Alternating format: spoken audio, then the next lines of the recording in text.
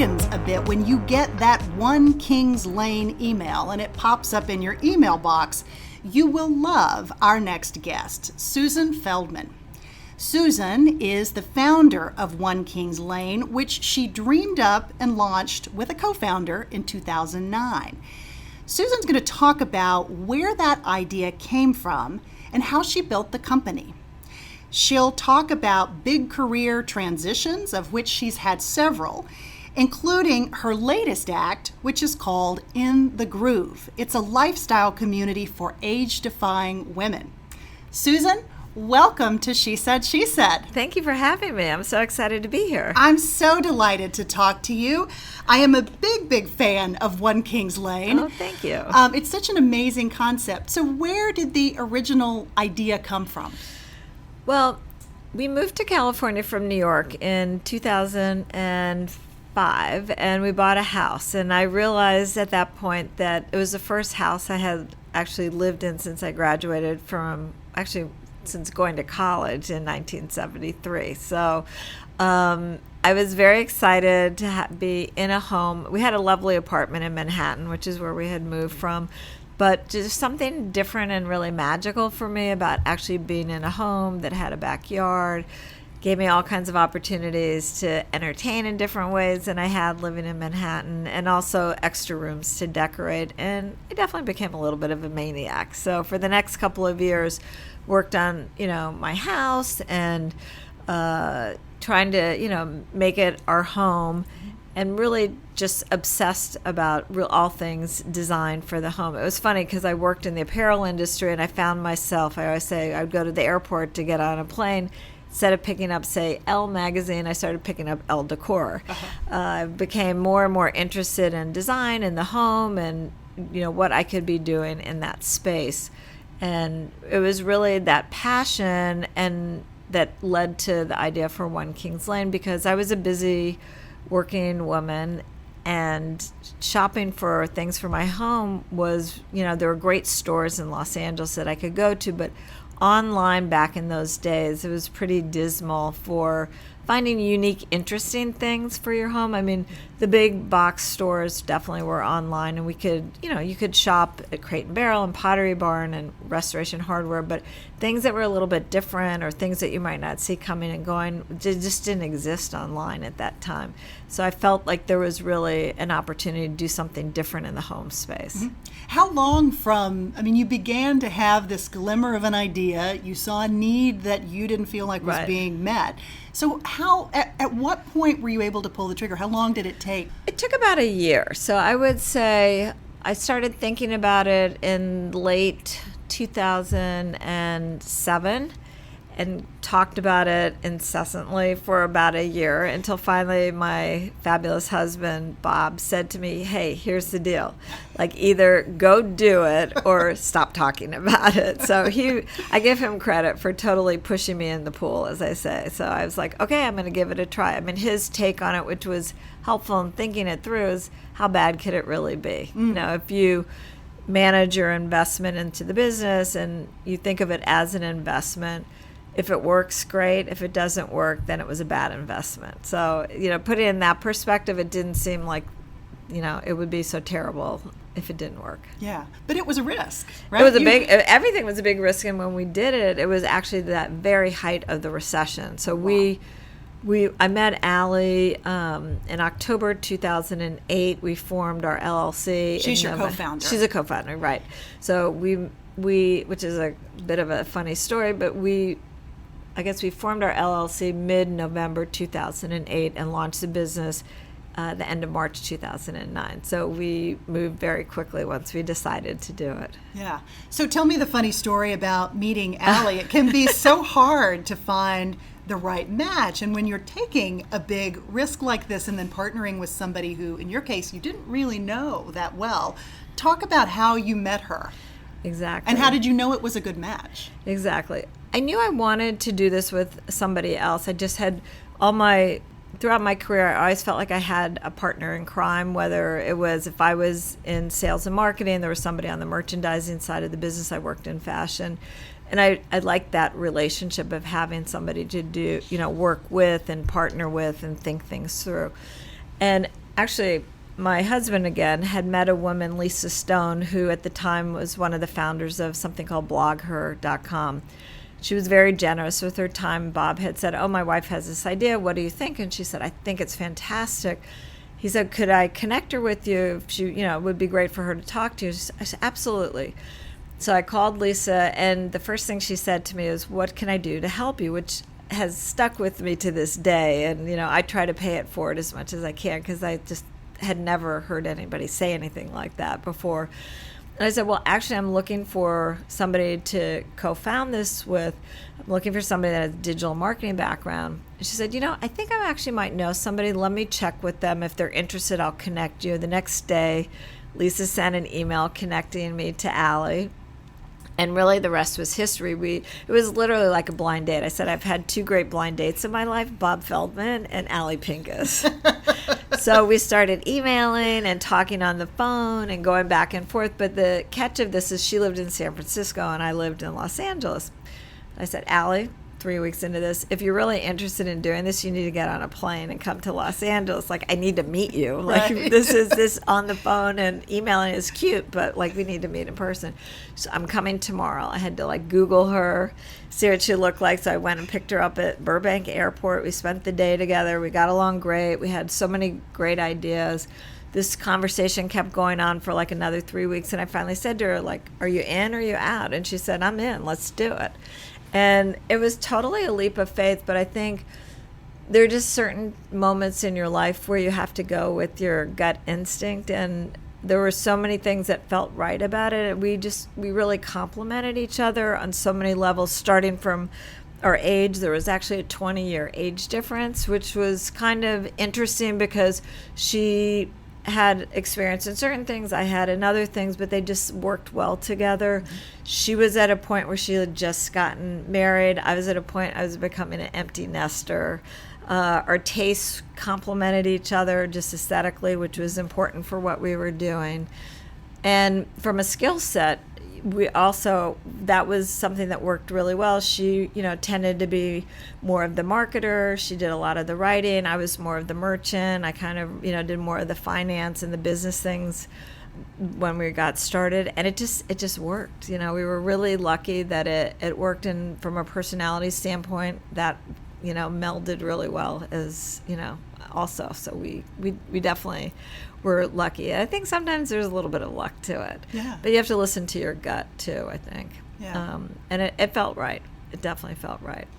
So you mentioned this was the height of the recession. This Yes, was it 2009. So how did you go, from a business standpoint, how did you go about raising money? What did that look like, and would you have done it differently had it been a different moment in time? It really was the height of the recession, and we didn't even try to raise money because, as I often say, I think the VCs were pretty much hiding under their desks at this time.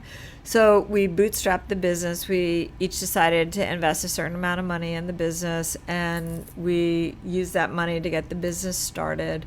And actually, the business was, from the first month, was cash flow positive because we, once we launched it, just, we hit it out of the park, basically. And we got to a point probably 6 months into the business that, word of our success kind of got out into the VC community, and they had started to recover from the recession. And we got a lot of inbound requests from VCs to partner with us. So that was a big decision because we had gotten pretty far along without any partners, investment partners. But we decided that we felt the business had such a big opportunity that it would be smart to bring in smart investors to help us really scale the business.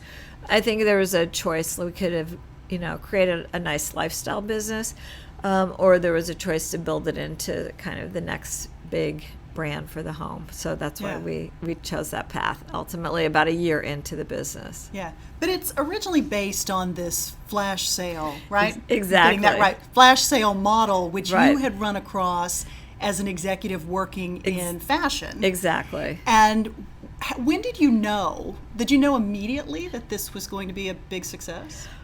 I was blown away by this. I've been working in the fashion apparel business for 20-something years, and it really, when this flash sale model came along, it was really the first new channel of distribution that had come along since discount stores, which had probably been 20 years, earlier. And as a manufacturer, I participated in one of these sites. A sale was T-shirts. I was working for a T-shirt company at the time.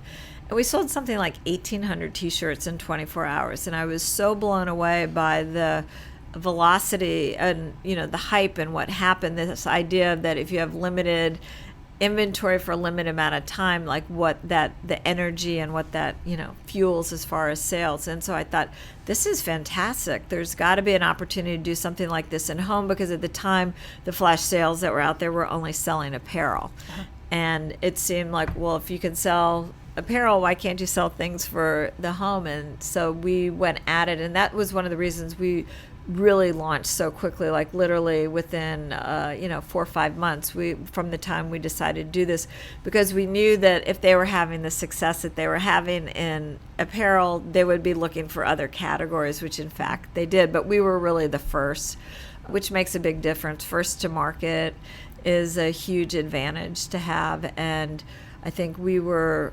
really got a good jump on a lot of the other sites that did this after us. And as a result of that, we did something pretty radical within the home industry, really, I think disrupted that space, because prior to, even though we were doing these flash sales, prior to One Kings Lane, you could go buy at the big box stores that we were talking about, or you could go to the little specialty stores. And then on the other end of this was this thing called to the trade, which you really needed to have a designer to get into. And it kind of felt like it was behind lock and key and you couldn't get to it. And we really democratized the entire industry so that people had access to things that they had never seen or had known about prior to One Kings Lane, which made it really interesting and really fun. Yeah.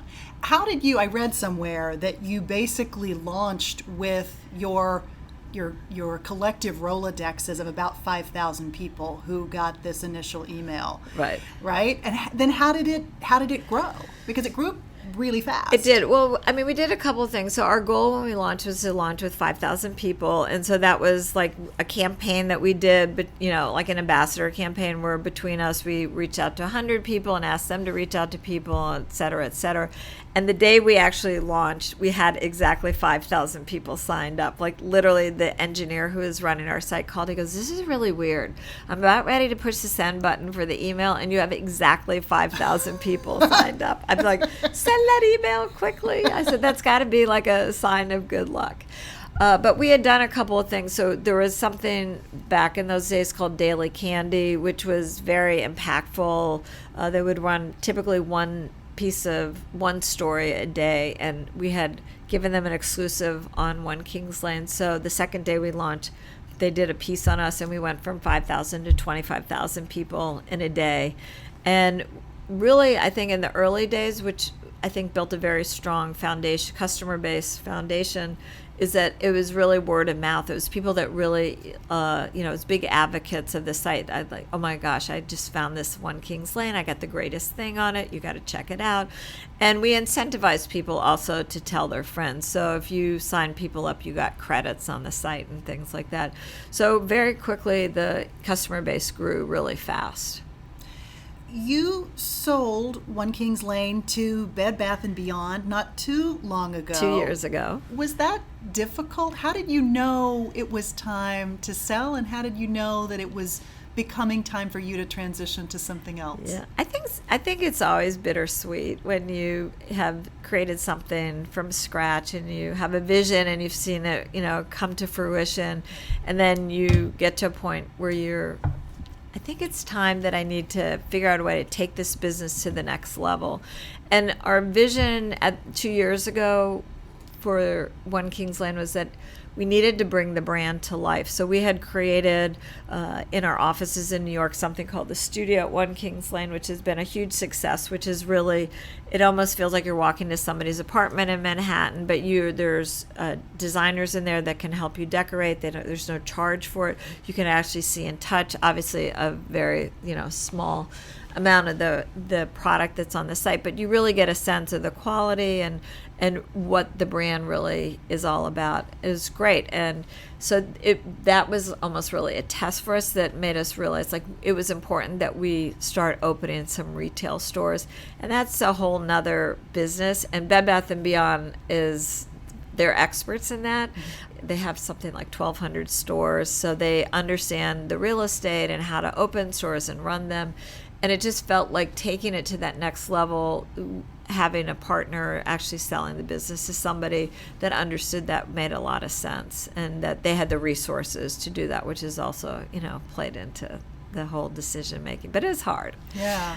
But they're doing great. They're getting ready to open a store in Manhattan and Soho, hopefully in the next month, which is amazing. As they say, #dreams do come true. I was just in the Hamptons. They have a fantastic store in Southampton now, and I think there's probably more stores on the horizon, which is great. And they've also done catalogs. So there are a lot of things that we had been wanting to do that through the expertise and resources of Bed Bath & Beyond, they've been able to execute, which is awesome. Yeah, giving you more scale, basically. Yeah, and I think also being where your customer is. Mm-hmm. So the idea of having a catalog, having a store, having a great online presence, it's like your customer is in a lot of different places at different times. And if you have all these different channels, it's a better way to communicate with them. Yeah, but you really nailed this notion of curated content, and you gave it something. It was not just, it's a really interesting business model, but you're also curating content that gives people sort of, okay, click here if you're looking for sort of beach house chic, or click here if you're looking for city urban chic, or right? So that you can click in a link and then you get all these things that sort of fit that particular aesthetic, which I think is really smart. So take us to, you have transitioned and started something that is a really innovative product where you're using a lot of your skills and experiences. Your new venture is called Get in the Groove. So what is Get in the Groove? Okay, so getinthegroove.com is what I would call a lifestyle destination, which means we cover everything from fashion, beauty, health and wellness, travel, entertainment, etc. for age-defying women, which could be code for women 50 plus. About 2 years ago, actually when we were getting ready to sell One Kings Lane, a few things had happened to me that made me all of a sudden say, where are women my age hanging out online? I started like Googling around and looking for different sites, and I didn't find anything out there that spoke to me in a modern, contemporary way that I felt understood kind of who I was, where I was at in my life, and things that I was interested in. So I thought, wow, this seems like a big white space. And then I actually started digging into the demographics and found out that women 50 plus, one of the biggest demographics next to millennials, it's growing. They represent about 70% of the wealth in our country, and on the verge of doubling that wealth in the next 20 years through inheritance and things like that. And the kicker of it is that they spend 2.5 times more money than any other demographic, and yet nobody is talking to them. Everybody's ignoring them, and they want nothing but to be engaged. So I was like, wow, this is fascinating, and I need to figure out where and how do I actually go at this opportunity, because it actually felt overwhelming to me in the beginning. It's such a big opportunity, such a big white space. And so I did some focus groups with a really interesting array of women. Some worked, some didn't work, some married, some divorced, some never married, kids, no kids. It was really quite a good mix of women. And almost every single woman in these groups said, I feel invisible and I want to be relevant. And I was like, I could do something about that. That just means that you don't have access to information that is allowing you really to participate in the conversation. And I can do something about that. Not all that different than what we did with One Kings Lane, which is really all about, nobody curated when we started One Kings Lane. Now it's a little bit overused, the word, but it's the same type of thing. The information exists out there for these women. It's just that it's so daunting. Like, where do you go? What do you believe? How do you sort of distill what's important to you or not? And so we feel like we can do the heavy lifting that way. So talk about what the fashion trends are and how they might relate to a woman this age. Some are good, some not so good. Some you might want to participate in, some not so much. There's so much going on in beauty, like it's overwhelming. So where do you go? What is all this Korean beauty that everybody's talking about? It happens to be fantastic, but we'll break it down for you. Mm-hmm. Health and wellness, finance. What should you be thinking about? As far as estate planning and documents. I mean, even I think for myself, like I think, oh, my life is in order that way. But, when you think about how fast things are changing and things like passwords and things like that, it's really kind of a new checklist that is out there that you should be thinking about and taking care of. So we want to provide information, make recommendations, and hopefully bring things to this consumer base ahead of time so that they are, as we say, in the groove. Mm-hmm, mm-hmm. I find it fascinating, given the buying power of this particular demographic, that they've basically been overlooked. I mean, they've been overlooked always, as far as I can tell, and even magazines. Magazines are, sort of a dying thing to some degree, or they are in need of rejuvenation, I guess.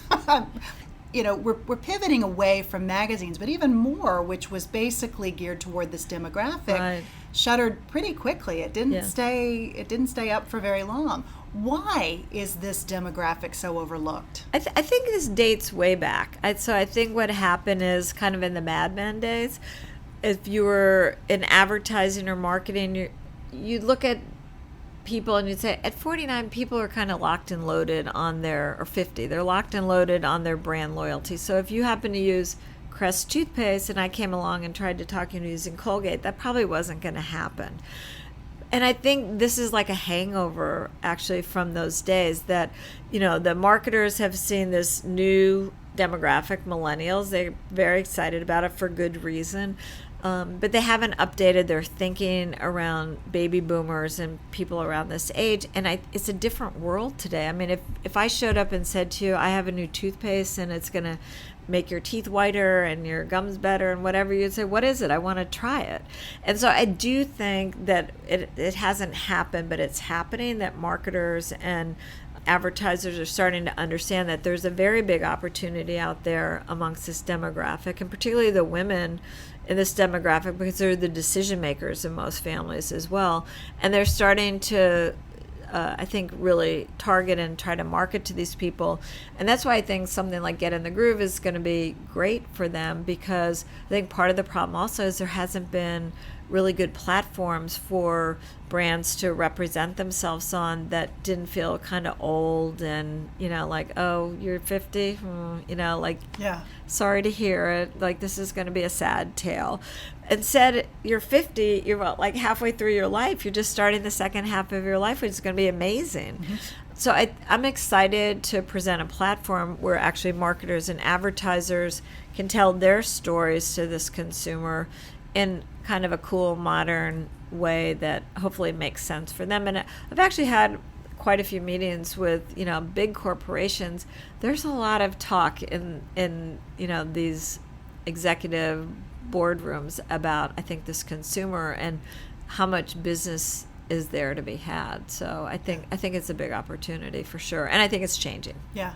Well, you're tackling some really interesting topics and making things that we typically don't talk so much about, like menopause, cool and interesting and kind of funny. Well, we wish it would be cool, right? Well, yes. No pun intended. No pun intended. But we are. I mean, we're talking straight, and I think that's the other thing. We're trying to be open and honest and not take everything so seriously, try to laugh about some of these things together. Make it accessible, right? Yeah, I mean, we're even doing something really fun, and I don't know that I actually mentioned this, but there's shopping on the site also, of course, because we cannot help ourselves because we're shoppers. And there's curated shopping, so it's really, you'll find a really nice, I think, assortment of fashion and beauty and lifestyle type of product. But we created something just because this is kind of how we think, called the Menopause Registry on the site, which is hopefully things that if you are going through menopause, these are things that might be good for you to get. they'll help you through it. And they range from very expensive wine openers to very nice cotton pajamas. So we're just trying to have fun. And a few things in between. Exactly. Totally. Definitely lots of things in between, for sure. So, Susan, you've navigated a number of different high-profile career transitions. This can be really difficult, not just the changing from one industry to another, but sort of stepping back to recalibrate where are you going and how do you know when to leave a job? And then once you've done it, even if you've done it by choice, it can still be a difficult process that you go through. What's your advice for women as they are contemplating or going through a career transition, either mid-career or as you were sort of transitioning from a very successful career into something else and trying new things and using your skill set in a different way? Exactly. I mean, I didn't even think about it, actually. It was just kind of funny. I did it late in life. Like, I started One Kings Lane when I was 53, which I never thought about it until we started getting press, and our PR person's like, we can run this article, but you're going to have to put your age down.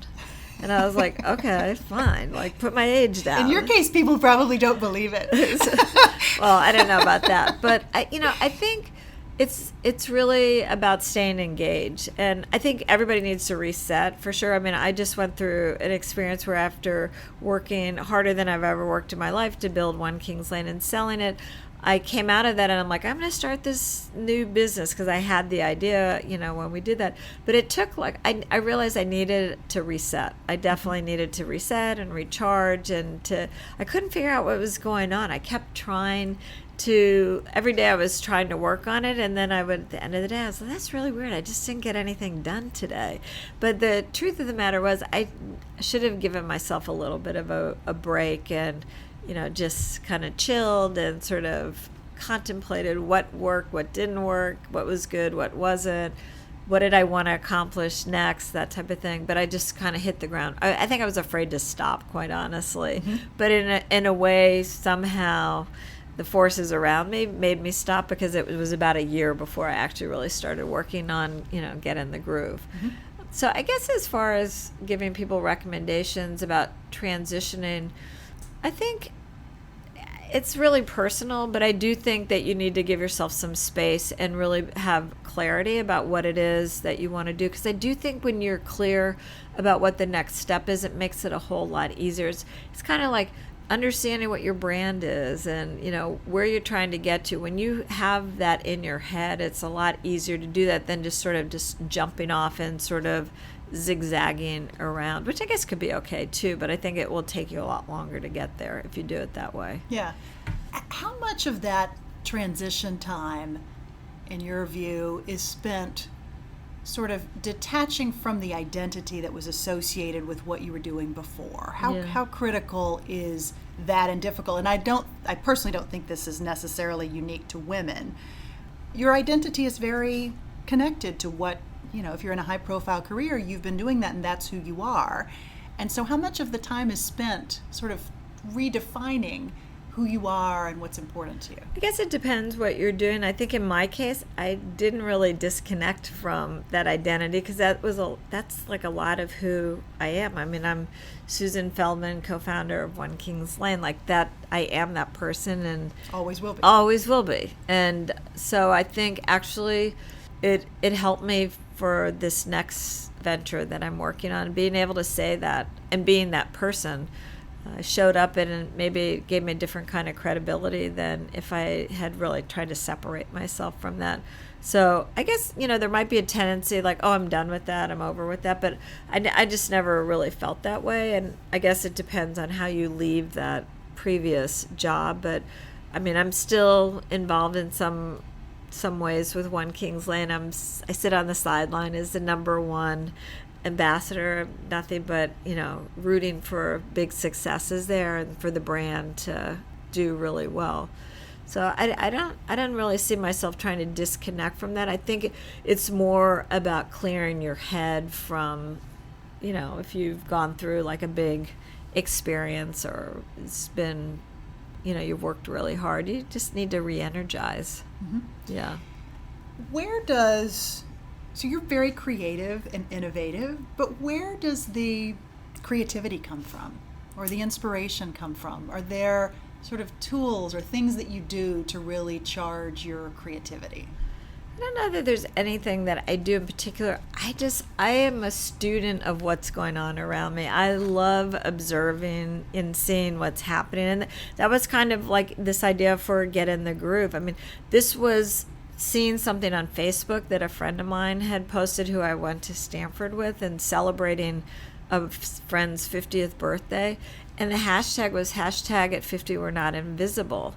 So like, to me, like, I'm a student of that. I'm like, whoa, what does that mean? That didn't feel good to me, and trying to understand like what's that all about, and paying attention to those cues. I think that's where actually the creativity comes from, is like being aware and being present to things that are happening around you, and sort of seeing where there are opportunities and white space that exist. And I think it's really hard today. We're all so tied into our phones and email and everything like that, that you have to almost make a conscious effort today. It's much harder to be that. I mean, you go to New York and you walk around and see people walking with their heads down, right?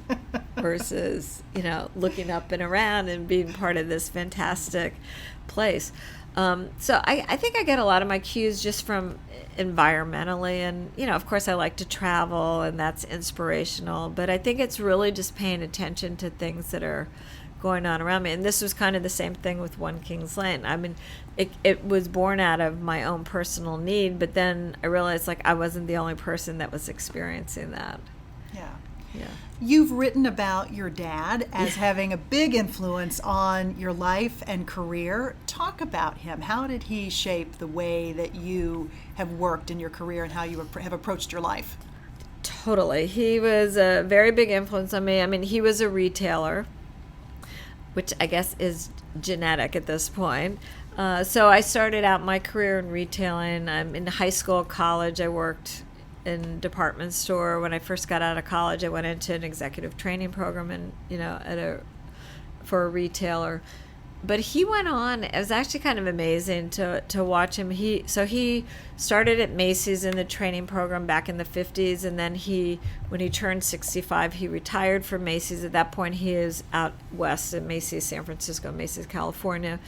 And he retired at 65, but he was a very young 65, and he wasn't one of these people that was like interested in retiring and not do anything. Like the complete opposite. I think it freaked him out, like actually that like I'm not going to stop working. And so he took, this is a little bit of your question from before. So when he retired, he was in charge of stores. So he had a lot of knowledge about the malls and all the mall owners. He had relationships with them. So he took that knowledge and he became a commercial real estate broker and was very successful. And we used to laugh because he worked at Coldwell Banker, and every year he was always one of the top brokers in the office, and it was always my dad and like 4 25-year-old kids, And so he did that for about 10 years, very successful doing that. And somewhere in his head, he decided he wanted to go back to school. He was a big learner. He was very curious, which is, I think, part of why he stayed so young, because he was always talking to people and asking questions and reading. And he was like a voracious learner, but he had been kind of a weekend warrior painter, and he decided he wanted to go back to graduate school and get his MFA. But in order to do that, he had to go back to school to build a portfolio. So when How old was he when he did this? 75. Oh, wow. So he went back to San Jose State and took some art classes and built his portfolio, applied to California College of Arts, which is a very good art school in Northern California, was accepted.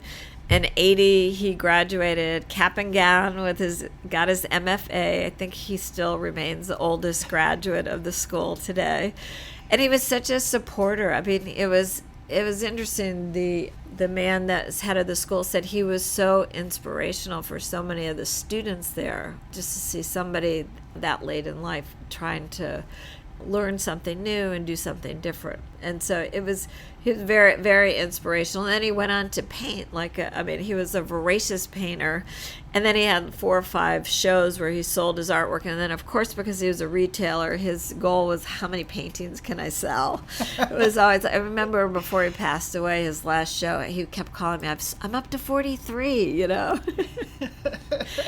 But he was a character. It is very charismatic. But I think it was just this, constant curiosity to learn and understand what was going on. I mean, it was actually interesting. He, in his 80s, he would take himself once a week to the Apple store to learn something new on the computer because he didn't want to be left behind. That's great. And I think it was just a great life lesson for anybody. It's like, you can sit and complain about I don't feel part of it. But if you proactive and you're constantly learning, and you will be a part of the conversation. And he was just a great inspiration for that. Yeah, it's great advice for life. Yeah. Susan, how do you deal with naysayers and disbelievers? You've taken some really interesting career risks. You've been an innovator, but you're likely to have had doubters along the way. How have you dealt with those people? There are always doubters. You can be sure of that. That's one thing you can always count on. There will always be doubters.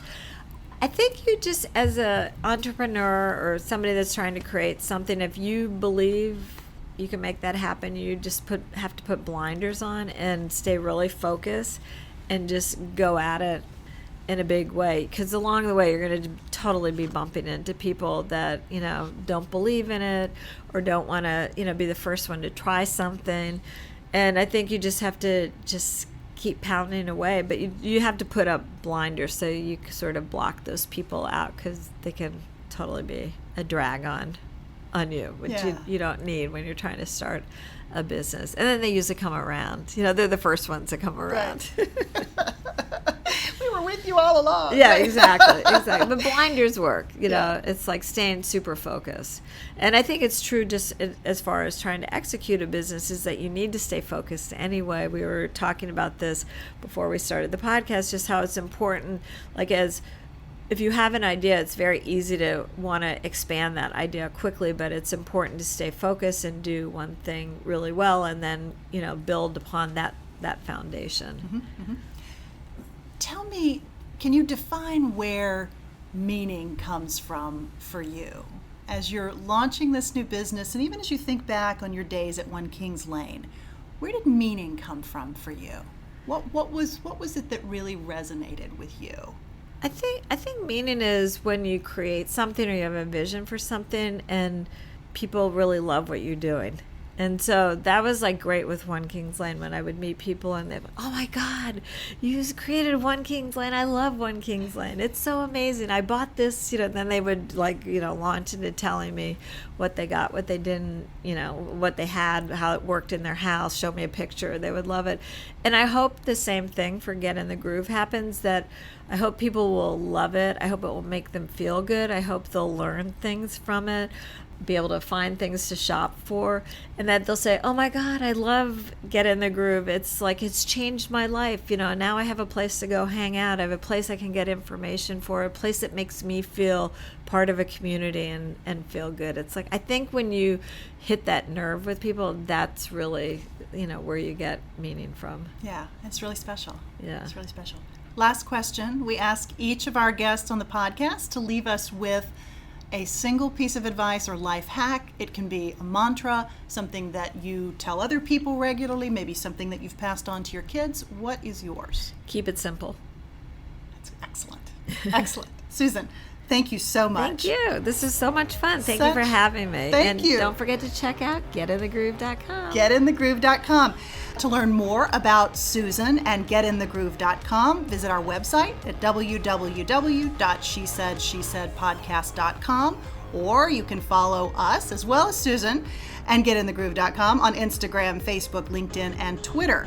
We will post additional notes from the conversation as well as a few photos from our visit.